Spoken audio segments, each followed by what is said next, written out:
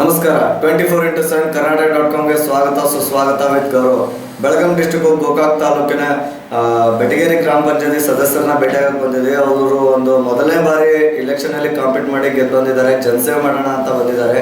ನೋಡೋಣ ಅವ್ರು ಯಾವ ರೀತಿ ಜನಸೇವೆ ಮಾಡ್ತಾ ಬಂದಿದ್ದಾರೆ, ಯಾವ ರೀತಿ ಅವರು ಒಂದು ಕಿರುಪರಿಚಯ ಮಾಡಿ ಕೊಡ್ತಾರಂತ. ಸರ್ ನಮಸ್ಕಾರ. ಸರ್ ತಮ್ಮ ಹೆಸರು? ಸರ್ ಶ್ರೀಧರ್ ಸೂರದ್ರಪ್ಪ ದಯನ್ ಅವರು. ಸರ್ ನೀವು ಯಾವ ಗ್ರಾಮ ಪಂಚಾಯತಿಂದ ಆಯ್ಕೆ ಆಗಿದ್ದೀರಾ? ಬೆಟಗೇರಿ ಗ್ರಾಮ ಪಂಚಾಯತಿಯಿಂದ ಆಯ್ಕೆ ಆಗಿದ್ದೀವಿ.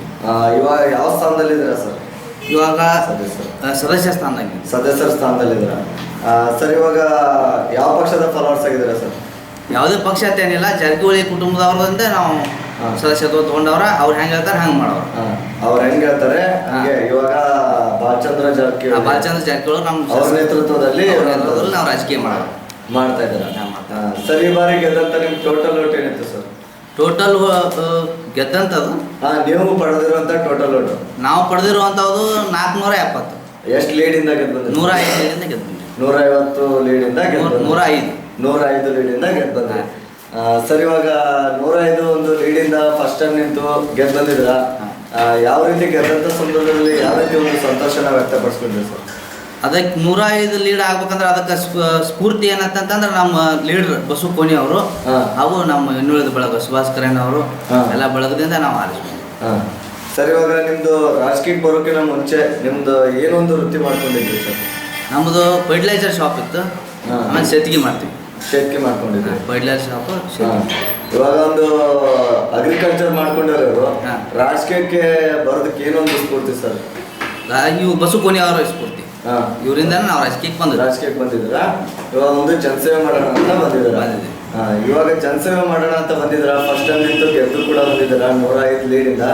ಸೊ ಈ 3.5 ವರ್ಷ ಕಾಲಾವಧಿಯಲ್ಲಿ ಯಾವ ರೀತಿ ಒಂದು ಜನಸೇವೆ ಮಾಡಿದ್ದೀರಾ? ನಿಮ್ಮ ವಾರ್ಡಿಗಾಗ್ಲಿ ನಿಮ್ಮ ಊರಿಗಾಗ್ಲಿ ಅಭಿವೃದ್ಧಿಗೊಳಿಸಿದ್ದೀರಾ? ನಮ್ಮನ್ನ ನಂಬಿದ ಜನರಿಗೆ ನಾವು ಏನು ಅನುಕೂಲ ಮಾಡ್ಬೇಕು ಅದನ್ನೆಲ್ಲ ಮಾಡಿದ್ವಿ. ಏನೆಲ್ಲ ಕೆಲಸ ಮಾಡಿಸಿದ್ದೀರಾ ಸರ್? ನಿವೇಶನಗಳು ಕೊಟ್ಟಿವಿ, ಆಮೇಲೆ ರಸ್ತೆಗಳನ್ನು ಮಾಡಿಸಿದ್ವಿ, ಇಂಥವೆಲ್ಲ ಕೆಲಸಗಳು ಮಾಡ್ಕೊಂಡು ಬಂದ್ವಿ. ರೋಡ್ ಆಗಿರ್ಬೋದು, ಗಟಾರ ಆಗಿರ್ಬೋದು, ಶೌಚಾಲಯ ಇರ್ಬೋದು, ಎಲ್ಲ ಕೆಲಸಗಳಲ್ಲಿ ನಾವು ಭಾಗಿಯಾದ್ವಿ.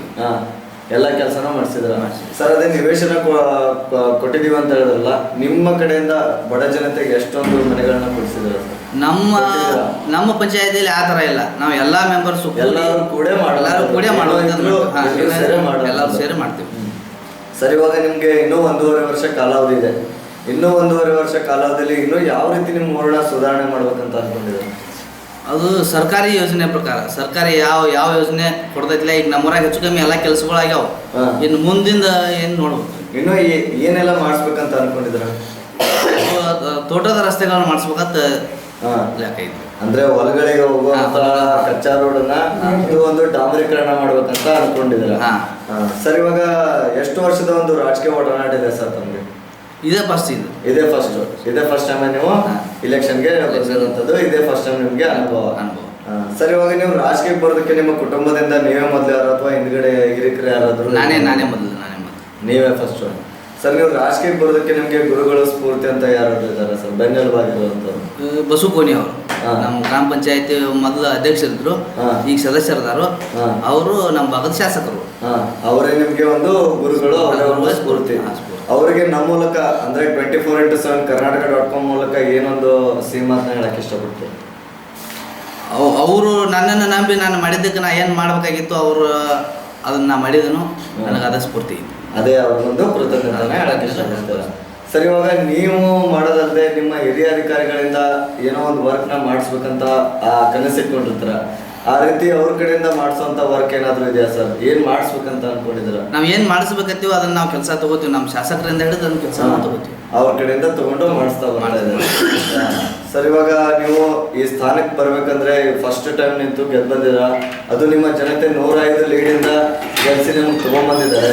ನಿಮ್ಮ ಮತ ಬಾಂಧವರಿಗೆ ನಮ್ಮ 24x7 ಕರ್ನಾಟಕ.com ಮೂಲಕ ಏನೊಂದು ಸಿಹಿ ಮಾತನ್ನ ಹೇಳಕ್ ಇಷ್ಟಪಡ್ತೀರಾ? ನಂದು ವಾರ್ಡ್ ನಂಬರ್ 3. ಆ ವಾರ್ಡ್ ನಂಬರ್ 3 ಜನತೆಗೆ ನನಗೆ ಅವರು ವೋಟ್ ಹಾಕಿ ಅನುಕೂಲ ಮಾಡಿ ನನ್ನ ಮೆಂಬರ್ ಮಾಡಿದ್ದಕ್ಕೆ ಧನ್ಯವಾದಗಳನ್ನ ಹೇಳಕ್ ಇಷ್ಟಪಡ್ತೀರಾ? ನೋಡಿದ್ರಲ್ಲ ಸರ್, ಯಾವ ರೀತಿ ಅವರು ಒಂದು ಕಿರುಪರಿಚಯ ಮಾಡಿಕೊಟ್ರಂತ. ಫಸ್ಟ್ ಟೈಮ್ ನಿಂತು ಗೆದ್ದು ಬಂದಿದ್ದಾರೆ. 3.5 ವರ್ಷ ಅವಧಿಯಲ್ಲಿ ಎಲ್ಲ ರೀತಿಯೂ ಕೆಲಸ ಕಾರ್ಯಗಳನ್ನು ಮಾಡಿದ್ದಾರೆ. ಇನ್ನೂ ಹೆಚ್ಚಿನ ಕೆಲಸ ಕಾರ್ಯಗಳನ್ನು ಅವರು ಊರಿಗೇನೆ ಸಲ್ಲಿಸ್ಬೇಕಂತ ಅನ್ಕೊಂಡಿದ್ದಾರೆ. ಏನೋ ಮಾಡಿದ್ರು ಅವರು ಎಲ್ಲ ಮೆಂಬರು ಸೇರಿ ಅವ್ರ ಊರಿಗೆ ಜನಸೇವೆ ಮಾಡೋಣ ಅಂತ ಅನ್ಕೊಂಡಿದ್ದಾರೆ. ಇದೇ ರೀತಿ ಅವರ ಕೆಲಸ ಕಾರ್ಯಗಳಲ್ಲಿ ಯಶಸ್ಸಾಗಲಿ ಅಂತ ಹೇಳ್ತಾ ಇಷ್ಟು ಕಾಲ ನಮ್ಮ ಜೊತೆ ಮಾತಾಡೋಕ್ಕೆ ತುಂಬಾ ಧನ್ಯವಾದಗಳು. ನಮಸ್ಕಾರ.